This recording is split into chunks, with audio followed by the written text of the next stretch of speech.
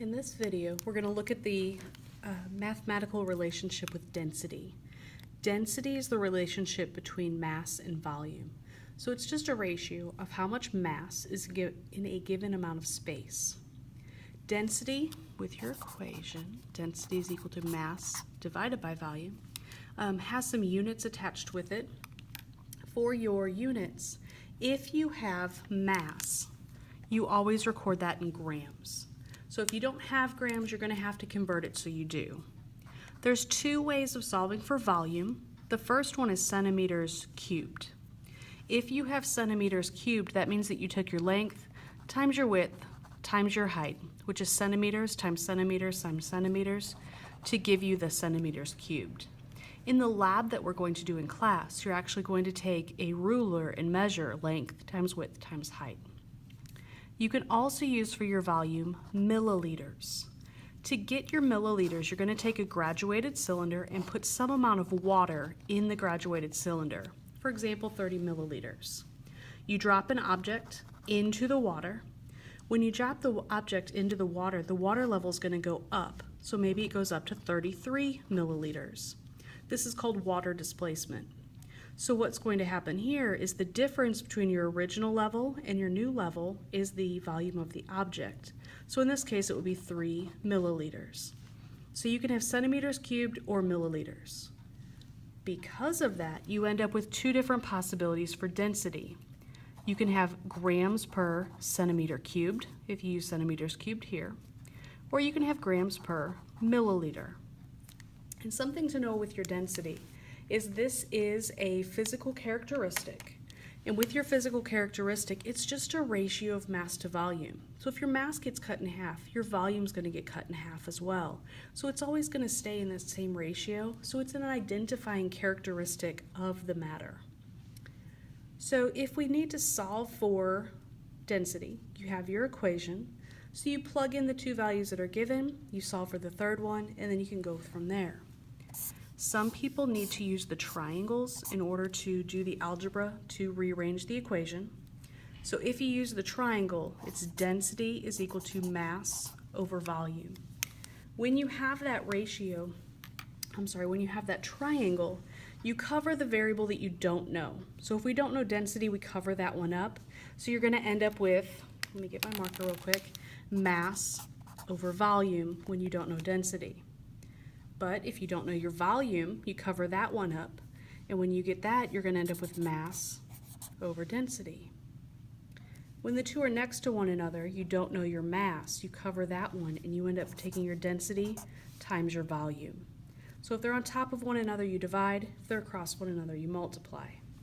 So to put this into application, in the back of your homework packet, we have these example problems.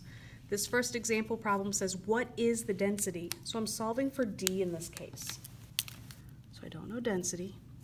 Of a substance that has a volume, so there's my volume, of 4.5 centimeters cubed, and then a mass of 36 grams. There's my mass. So I'm solving for density. Density is equal to mass over volume. So you're going to take your mass, which is 36, divided by 4.5. So we take out our calculator. When we take out our calculator, you're going to just take 36 divided by 4.5. So your answer is 8. The unit that we're going to use for density in this case, we had centimeters cubed and we had grams. So it's grams per centimeter cubed. If this had been milliliters, we would have put milliliters right here. In terms of the math, you do need to show your work. This is all the work that I need to see. You need an answer, and you need to have the correct unit on your answer. So this would get me all of the points on this problem.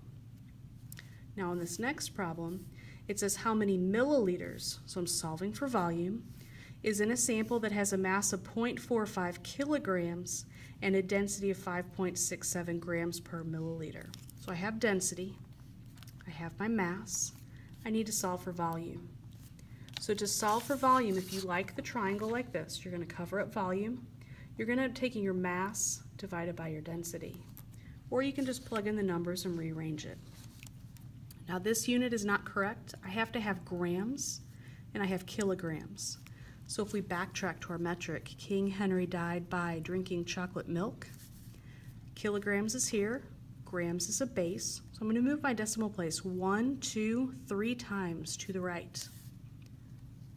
So 0.45, 1, 2, 3 times. So my mass is actually 450 grams. So back to my volume, density, 5.67 is equal to my mass, 450, divided by my volume, I don't know. So you can solve for V. You're going to end up moving this around, or like I said, you can just take your mass divided by your density. That's all the work that I need to see right there. But to get this, my mass divided by my density, you have 450 divided by 5.67. Rounding to 2 decimal places is all that I need for you to do in my class. So you get 79.37. I'm solving for volume. Oops, sorry. I'm solving for volume. It's saying milliliters here, so that's my unit, milliliters. I would have known that though, because with my density, it's grams per milliliter, so that's my volume unit there.